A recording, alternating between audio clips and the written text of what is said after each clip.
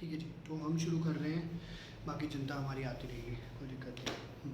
तो आदिवासी स्ट्रगल तक हमने लास्ट टॉपिक ना, पिछला टॉपिक हम लोगों ने आदिवासी स्ट्रगल तक था वो कर लिया था।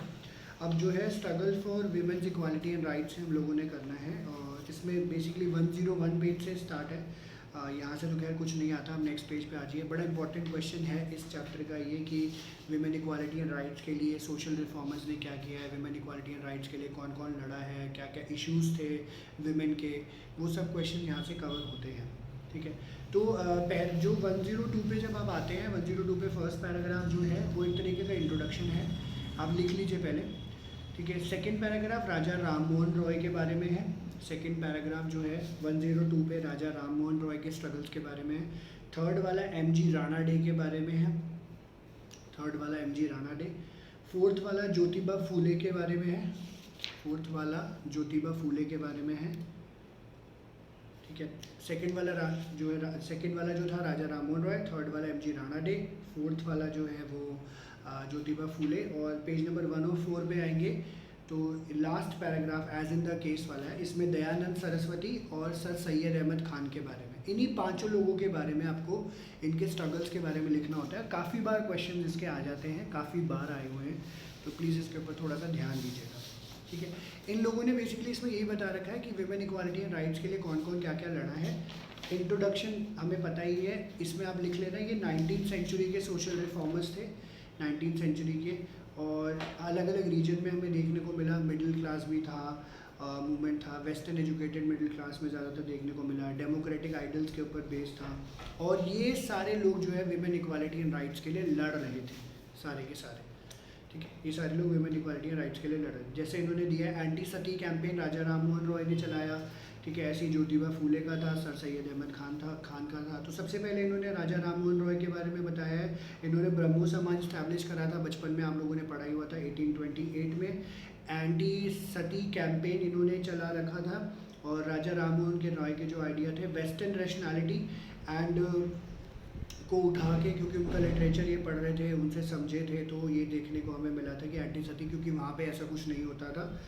एंड ये हम लोग देख सकते हैं कि both trends can be located in overarching context of a response to colonialism. Rammohan does attack the practice of sati on the basis of both appeals to humanitarian and natural rights doctrine as well as Hindu shastra. कहते कहीं भी किसी भी धर्म में, कहीं पे भी किसी भी ग्रंथों में कहीं ये नहीं लिखा हुआ है कि आपको जो है सती करना है, तो दिस इज़ नॉट राइट। तो आपको जो भी है किसी भी तरीके से आपको सती नहीं करना है एक्चुअली में, तो वो इसके बारे में इन्होंने यहाँ पे बताया था। ठीक है, सेकंड जो इनिशिएटिव वो लिया था, तो कहते हैं कि जो हमारी विडोज़ थी, जिसको विधवा बोला जाता है, उन लोगों के लिए ऊपर भी जो है काफ़ी ज़्यादा प्रॉब्लम्स हम लोगों को देखने को मिलती थी। राणा डे ने बताया कि बिशप जोसेफ बटलर का राइटिंग्स यूज़ करी, analogy of religion and 3 sermons on human nature, it dominated the moral philosophy syllabus of Bombay University. At the same time, M.G. Ranade writers entitling the text of Hindu law on the lawfulness of remarriage of widows and Vedic authorities for widow remarriage. तो इसने exhort किया था, elaborated the शास्त्रीय tradition for शास्त्रीय sanction for remarriage of widows. तो M.G. Ranade ने, आप इसको कट शॉर्ट भी लिख सकते हो, इसके बुक के बारे में भी कभी कभी पूछ लेते हैं कि M.G. रानाडे ने एक्चुअली में जो है विडो रीमैरिज के लिए एजॉर्शन यहाँ पे दी थी। ठीक है, विडो रीमैरिज के लिए, तो ये आप मार्क कर लीजिएगा। फिर राणा डे और राममोहन रॉय तो 19th सेंचुरी के थे, upper caste middle class social reformer थे। ज्योतिबा फूले आए, इन्होंने जो है सोशली एक्सक्लूडेड कास्ट, और उसके ऊपर डायरेक्ट अटैक किया जाता था, कास्ट एंड जेंडर डिस्क्रिमिनेशन करी जाती थी, उसके ऊपर अटैक किया। इन्होंने सत्य शोधक समाज बनाया था, एज इट इज़ लिखना होता है, जिसका मतलब था कि हम सच को ढूंढें, ट्रुथ सीकिंग के ऊपर बात थी। Phule's first practical social reform was to aid the 2 groups considered lowest in traditional Brahmin culture, women and untouchable. तो जो छोटी जाति के हैं विमेन है, और जो अनटचेबल है उनके ऊपर ज़्यादा जो है ज्योतिबा फूले ने काम करना शुरू किया था। ठीक है, एंड लास्ट इन्होंने बोला कि सिमिलर 10 वेस्टर्न आइडियाज़ के और भी ज़्यादा देखने को मिले। सर सैयद अहमद खान ने रिफॉर्म किया मुस्लिम सोसाइटी को, उन्होंने बोला लड़कियों को पढ़ाया जाए, ठीक है बाहर ना भेजिए, बट घर में रह के उनको पढ़ाया जाए, बट पढ़ाया जाए। दयानंद सरस्वती ने बोला कि विमेन को एजुकेशन दी जाए, उनका करिकुलम जो है रिलीजियस इंस्ट्रक्शन ट्रेनिंग होना चाहिए, उसमें हाउस कीपिंग कैसे करनी है, बच्चों को कैसे बड़ा करना है, हैंडीक्राफ्ट, ये सब चीज़ें सिखाई जाती थी वहाँ पे। नेक्स्ट पेज पे डेलिसन कहाँ खो गए थे। ठीक है. And one has two however realize that one right such as education for women were accepted, it started a process that finally made it impossible to confine women to only some kind of education. तो जब ये पास हुआ तो अब औरतों को सिर्फ obviously confine करके नहीं रखा जा सकता था, तो इसमें जो है बदलाव आना शुरू हुआ था. ठीक है, ये इन्होंने यहाँ पे जो है सर सैयद अहमद खान के बारे में बताया था.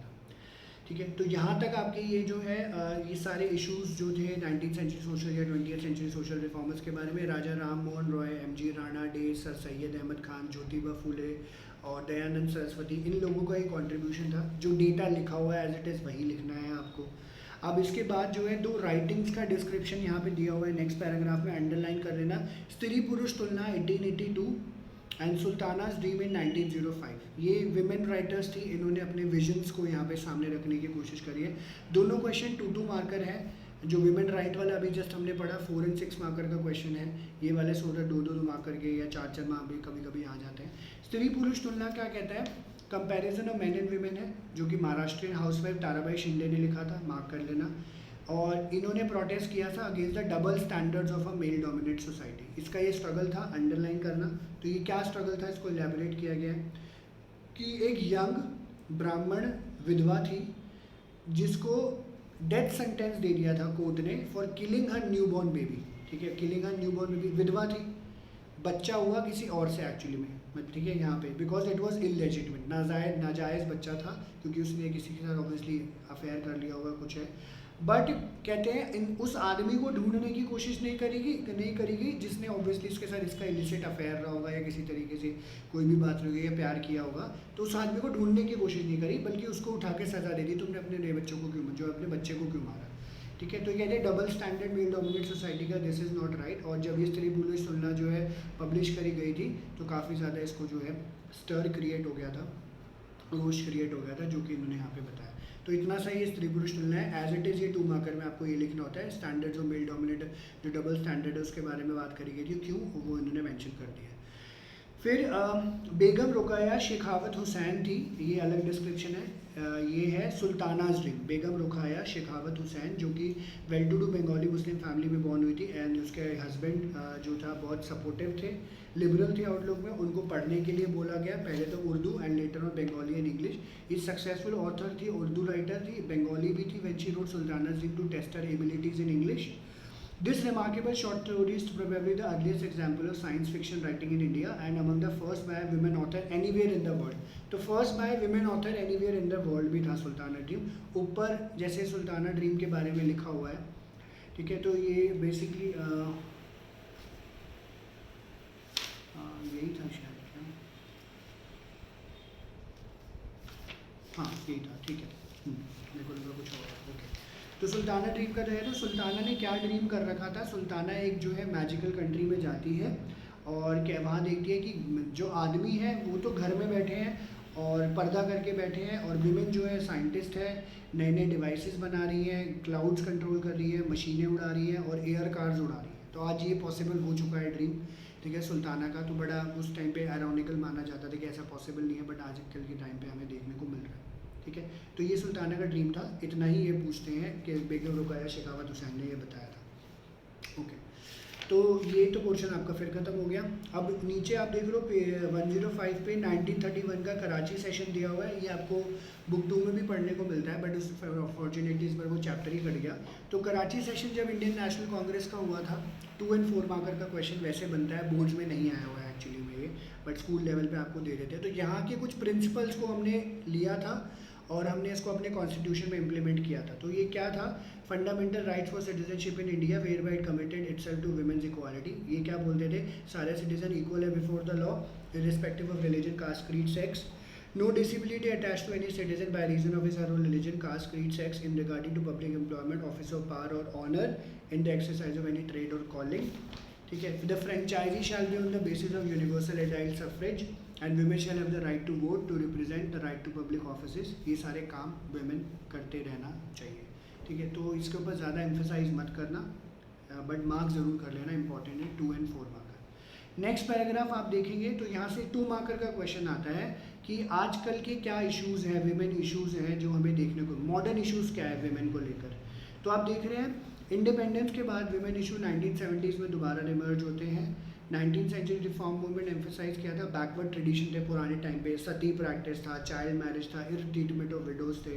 बट कहते हैं जो नया मॉडर्न इशूज़ आ गए, अंडरलाइन कर लेना मॉडर्न इशूज, रेप हो रहा है विमेन का पुलिस कस्टडी में, डाउरी मर्डर्स हो रहे हैं, पॉपुलर मीडिया में रिप्रेजेंटेशन लोगों का नहीं है, एंड जेंडर्ड कॉन्सिक्वेंसेज भी हम लोग अनइक्वल डेवलपमेंट की वजह से देख पा रहे हैं। और भी जो कोई मॉडर्न इश्यूज आपको लगते हैं वो मेंशन यहाँ पे कर सकते हो, कोई मार्क्स नहीं कटते हैं, 2 मार्कर में कई बार ये पूछा चला जाता है, तो इम्पॉर्टेंट है, बोर्ड्स में ये आया हुआ है, ठीक है। और कहते हैं कानून एक मेजर साइट ऑफ रिफॉर्म है in the 90 days, especially when it was discovered the many laws of concern to women had not be change in 19th century. तो इसमें कोई बदलाव लाया गया। एंड जब भी जैसे हम 21st सेंचुरी में एंटर करते हैं, नए जो है जेंडर इनजस्टिसेस और एमर जो है हमारे सामने देखने को मिल रहे हैं। जैसे इन्होंने बोला the sharp fall in the child sex ratio and the implicit social bias against the child girl child represent one of the new challenge of gender equality. Latest में आप लोगों ने पढ़ा होगा भी केस, आज मैंने न्यूज़पेपर में भी आ रखा था, इनफैक्ट न्यूज़ में भी ट्रोल हो रहा है काफ़ी।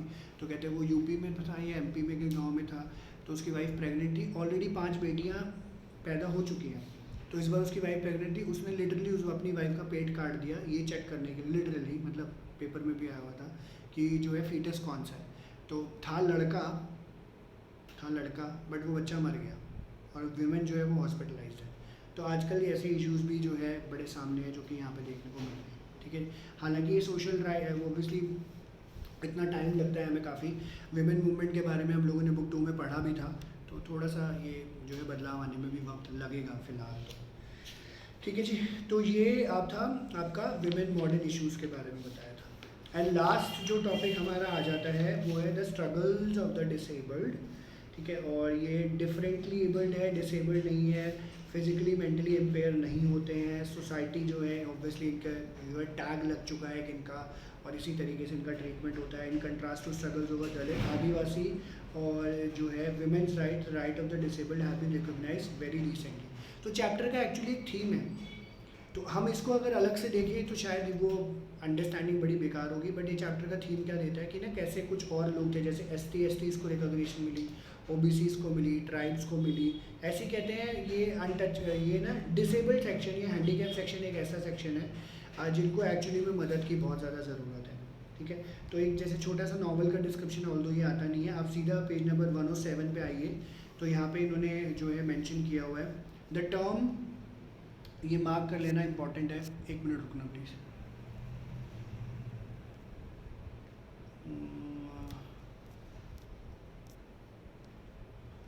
सॉरी, मेरे को क्लास का वो देख रहा था मैं, ये अटेंड मैं कॉल करूँगा तब अटैच होगी क्या कॉल, यार सब डिले है भाई।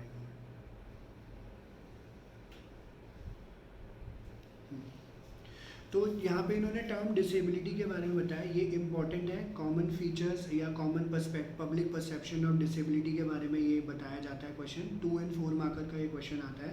The term disabled is significant because draws attention to the fact that public perception of disabled needs to be question. There are some common features central to the public perception of disability. तो common feature क्या है public disability का, इन्होंने बोला disability biological given है। Whenever a disabled person is confronted with problem, it is taken for granted that the problems originate from his impairment. तो कई लोगों का ऐसा नज़रिया बन जाता है। डिसेबल्ड लोगों को विक्टिम माना जाता है। Disability suppose to be link with the disabled individual self perception, कि आप खुद सोचते हो कि अपनी मानसिकता है, सॉरी चश्मा हिल गया मेरा, क्या आप खुद सोचते हो कि आपको ऐसा लगता है कि आप जो है आप खुद को लेकर जो है डिसेबल्ड हो, आपकी मानसिकता ऐसी हो जाती है, मेंटालिटी ऐसी हो जाती है। एंड द वेरी आइडिया कि आप डिसेबल हो तो that you are in need of help, तो आपको ऐसा लगता है कि आपको एक्चुअली में मदद की ज़रूरत है। नेक्स्ट जो पैराग्राफ देख रहे हो, ये 4 मार्कर का जब क्वेश्चन एक आता होता है कि लोग जो ऐसे इस डिसेबल को डिसेबल क्यों समझते हैं, because society renders them so. तो ये पैसेज में भी आपका क्वेश्चन आया हुआ है 6 मार्कर, ये पूरा पैसेज नेगेटिव फैशन तक मार्क कर लीजिएगा, नहीं नीचे तक, सॉरी नीचे तक, रेंडर्स देम सो तक, ठीक है। 6 मार्कर का पैसेज है, बट ये आंसर भी है किसी एक क्वेश्चन का, ठीक है। तो आप पहले ये पढ़ लेते हैं। तो ये क्या कहता है, in India label such as disability, handicap, crippled, blind, deaf use the synonymously. तो इनफैक्ट जो भी है ऐसे भी हम लोग बोल देते हैं, है ना, कोई टकरा गया, दिखता नहीं है क्या, ठीक है, कुछ नहीं कर पा रहा तो बोला लंगड़ा है क्या, लूरा है क्या, तो ऐसे कहीं ना बोल देते, गालियों की तरह भी यूज़ किया जाता है, बट कहीं एक्चुअली में कई बार प्रॉब्लम जेन्युइनली लोगों को भी होती है। तो often these terms are heard at people as insults in a culture that looks to bodily perfection. तो इंडिया में थोड़ा सा देखा जाता है, all deviation from perfect body signify abnormality, defect and distortion. Labels such as बेचारा accentuate the victim status for the disabled. The roots of such attitudes lie in the cultural conception that views an impaired body as a result of it. तो यहाँ पे देखते हैं किस्मत खराब है जी, हमारी तो किस्मत खराब थी, हमारा तो ये था वो था, इस तरीके से ये जो है बहाना मार देते हैं। डेस्टिनी को कल्प्रिट माना जाता है। कॉमन परसेप्शन यानी बोले आपके पुराने कर्म थे ऐसे, उसकी वजह से जो है आप ऐसे इस तरीके से कैटेगरी में या लाई करते हो। And the dominant culture construction in India therefore looks at disability essentially a characteristic of the individual. The popular images in mythology portray the disabled in an extremely negative fashion. In fact आप देखोगे कृष्ण के जो friend थे सुदामा, ठीक है, वो जो थे वो थे हाँ ब्राह्मण तो थे, ब्राह्मण थे, पर वो कुबड़े कहलाते थे, वो चलते थे, टेढ़ा चलते थे, उनकी बॉडी झुकी हुई थी। इवन शबरी के जो बेर राम जी ने खाए थे तो वो भी जो है कुबड़ी थी।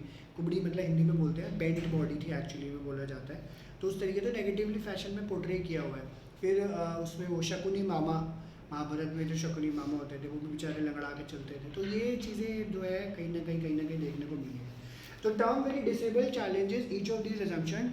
Terms such as mentally challenged, visually impaired, physically impaired came to replace the more trite negative terms such as retarded, crippled और lame. तो साइकोलॉजी वाले बच्चे हो आप, गौरांगी, चैतन्या, अर्चित तो खैर पहले था अब नहीं है, ठीक है। तो इसमें बेसिकली क्या दिल्ली से तो है ही नहीं साइकोलॉजी की। तो अब क्या नए वर्ड्स यहाँ पे हम लोग बोलते हैं रिटार्डेड है, तो जैसे बोलते थे मेंटली चैलेंज है तो उसके लिए फिजिकली इम्पेयर्ड या इसी तरीके के शब्द यूज़ हो गए थे लागू लोगों को बुरा ना लगे, ठीक है। ये सब चीज़ें इनके लिए कराई जाती हैं। तो ये यूज़ हुआ। एक सेकेंड जी, इसके बाद आप सीधा आ जाइए पेज 109 पे। 109 पे अब ऊपर का एक पैराग्राफ देख रहे हैं एक्टिविटी 5.9 के साथ में, the social construction of disability has yet another dimension. तो कहते हैं there is a close relationship between disability and poverty. ये छोटा सा ही पार्ट है, ठीक है, 2 मार्कर का आ जाता है कभी कभी, ठीक है, बहुत रेयरेस्ट आया है, कम ज़्यादा ही नहीं आया, बट है इंपॉर्टेंट, बोर्ड्स में आया हुआ है। तो क्लोज कनेक्शन इन्होंने बोला डिसेबिलिटी का क्या है, डिसेबिलिटी इन पॉवर्टी का malnutrition, mothers weakened by frequent child birth, inadequate immunisation programme, accident in overcrowded, all contribute to incidence of disability among poor people that is higher than among people living in easier circumstances. Furthermore, disability creates and exacerbates poverty by increasing isolation, economic strain, not just for the individual but for the family.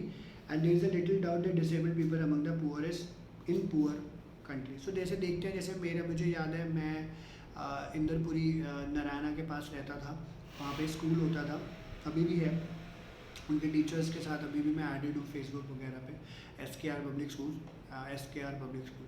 तो वहाँ पे मेरा friend होता था जो कि actually slum में रहता था और था वो बिहार का ही, वहीं पे पढ़ा बड़ा, वहीं पे सब चीज़ें, मतलब सब सिस्टम। तो मुझे कभी ऐसा प्रॉब्लम नहीं हुई कि वो स्लम में रहता है तो क्या दिक्कत है। तो मेरा रूट जो होता था उनके स्लम से होते हुए निकलता था स्कूल का, ठीक है, और बीच में पार्क पड़ता था, पार्क से होते हुए क्रॉस करते थे। मैं उसको डेली अपने साथ लेके जाता, घर पे जाता था, कभी उसके घर पे खाना खा लिया, कुछ कर लिया, चलता रहता था। इनफैक्ट उसके फादर हैंडीकैप थे, एक और जने थे उनके फादर हैंडीकैप थे, तो उन्होंने घर पे ही काम किया, कोई ऐसा नहीं था कोई वेल जगह है, कोई पॉश जगह में रह रहे हैं, कुछ कर रहे हैं। तो कहीं ना कहीं मतलब ये तो मैंने बड़े लोअर लेवल पे देखा, अच्छे लेवल पे लोग होते हैं उनके साथ भी प्रॉब्लम हो ही जाती है, तो ऐसा देखने को हमें मिल जाता है। तो डायरेक्टली लिंक्ड कहीं ना कहीं हमें ये है। सिग्निफिकेंटली इन्होंने बोला है एफर्ट ज़रूर करे गए हैं डिसेबल्ड सिचुएशन से बाहर निकालने के लिए, बट इतना ज़्यादा कई बार इफेक्टिव नहीं हो पाता है। तो जैसे आप ना आपकी बुक में नया पैसेज आया होगा, बॉक्स 5.8 मार्क कर लीजिए। इससे पहले कोई दूसरा बॉक्स आता था, वो तो बोर्ड्स में आया हुआ है, ये अभी तक कवर नहीं हुआ है क्योंकि पिछले साल अपडेट हुआ था। Approach adopted for disabled in the census 2011 के सेंसस के हिसाब से क्या अप्रोच हम लोगों ने अडॉप्ट करी है। इसमें काफ़ी सारे पॉइंट्स हैं, आप जो है जैसे 11 पॉइंट्स हैं, तो आप लगभग 6 पॉइंट्स के आसपास तो याद कर ही लीजिएगा।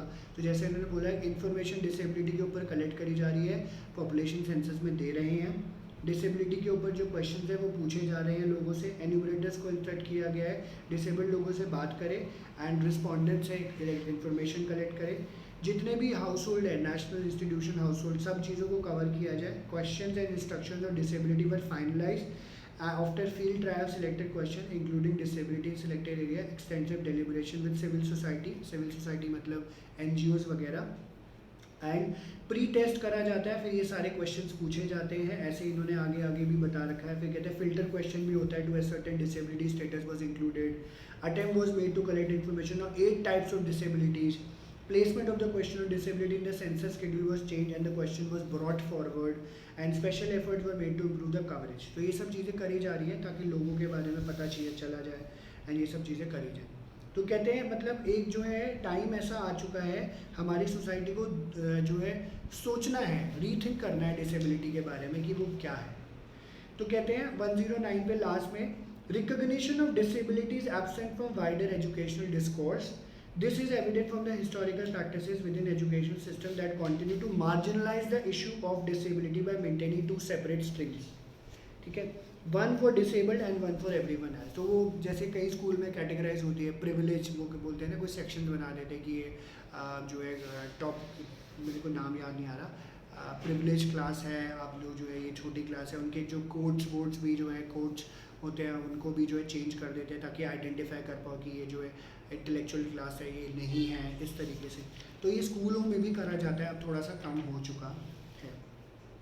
ठीक है, ये इन्होंने यहाँ पे बताया। तो इसमें से आपका ये बॉक्स है, अभी फिलहाल नहीं आया तो ज़्यादा स्ट्रेस इसके ऊपर मत दीजिएगा, बट है इंपॉर्टेंट। और नेक्स्ट पेज पे आ जाइए, बॉक्स 5.9 है, डिसेबल्ड अनफ्रेंडली कोड्स। ठीक है, ये पैसेज है, आया हुआ है बोर्ड में, एक आध बारी आया है 6 मार्कर में, तो आप मार्क कर लीजिएगा। इसमें क्वेश्चन कुछ इसके अंदर से नहीं आता, वही डिसेबिलिटी को लेकर चीज़ें पूछ रहे होते हैं। अनफ्रेंडली कोड्स के बारे में बस इन्होंने ये बताया कि कोड्स ऐसे नहीं होते थे, सीढ़ियाँ लगी होती थी तो दिक्कत होती थी। अब आप हर जगह देख रहे हो, चाहे वो बस स्टैंड है, चाहे मेट्रो है, चाहे कोर्ट्स हैं, चाहे हॉस्पिटल्स हैं, सारे रैम्प बने हुए हैं। ठीक है, रैम्प के ऊपर आप आराम से जो है स्ट्रेचर है या जो है आपका व्हील चेयर है उसको लेकर आप ऊपर तक जा सकते हो, आराम से एक्सेस कर सकते हो, तो कोई सीढ़ियों वीडियो का चक्कर नहीं पड़ता। और इनफैक्ट सबसे बड़ा शायद आपको रीज़न नहीं पता होगा, लो फ्लोर बसेस जो अभी DTC की बसेस चली है, इसको लो फ्लोर बसेस बोला जाता है, वरना एक्चुअली में काफ़ी ऊपर होता था, क्योंकि हम तो बस से ट्रैवल करने वाले इंसान थे, स्कूल भी बस से जाते थे, पकड़ पकड़ के। ब्लू लाइन बसेस होती थी प्राइवेट उस टाइम पे, एंड DTC बसेस में कंपटीशन चल रहा होता था। लो फ्लोर लाने का ही पर्पस ये था, इजी एक्सेस रहे, आराम से चढ़े, एंड डिसेबल्ड लोगों को भी दिक्कत ना हो। तो ये कंपलसरी किया गया ताकि जो है डिसेबल्ड लोगों को आराम से एक्सेस मिला जाए और आराम से ये लोग काम जो है यहाँ पे कर पाए। तो ये इन्होंने बताया है, और ये चैप्टर हमारा इसी बात पे ख़त्म हो गया, अब इसमें कुछ नहीं बचा है। ठीक है जी, तो ये चैप्टर आपका पूरा हो गया, टाइम तो इसमें ऑब्वियसली लग ही गया। और लास्ट में मैंने आपको बता दिया क्या क्या टॉपिक्स हम लोगों ने करे हैं, वीडियो इसकी रिकॉर्ड कर ली है, मैं आपके साथ अभी शेयर कर लूँगा थोड़ी देर तक। ठीक है, तो आप जो है हम लोग फिर नेक्स्ट क्लास में इसका 6 चैप्टर शुरू करेंगे। ठीक है, और इसमें से अभी फ़िलहाल किसी को कोई डाउट है तो प्लीज़ अनम्यूट करके आप पूछ सकते हो, किसी को भी कोई डाउट है तो पूछ लीजिए प्लीज़। चैतन्य, गौरांगी, अर्चित, अगर जितना पढ़ाया है इतना कोई डाउट है तो प्लीज़ पूछ लो। नो सर, ठीक है। चैतन्य तुम्हें क्लियर है? Yes sir. ठीक है। अर्चित तुम्हें क्लियर है जितना अभी फ़िलहाल जितना क्लास तुम ज्वाइन कर पाए? Yes sir. ठीक है अर्चित, ये 20 मिनट की वीडियो है, क्लास ख़त्म, अभी ख़त्म कर रहा हूँ क्लास। ठीक है, आगे नहीं कर रहे हम, और ये वीडियो भी साथ के साथ देखना तुम, ठीक है? Okay sir. हाँ, अभी फ्री हो तो देख लेना। ठीक है जी, Gaurangi, Chaitanya, Raj, Archit, thank you very much, और फिर हम लोग बाद में मिलते हैं। Take care, see you, have a nice evening, enjoy, bye Delisa, thank you very much.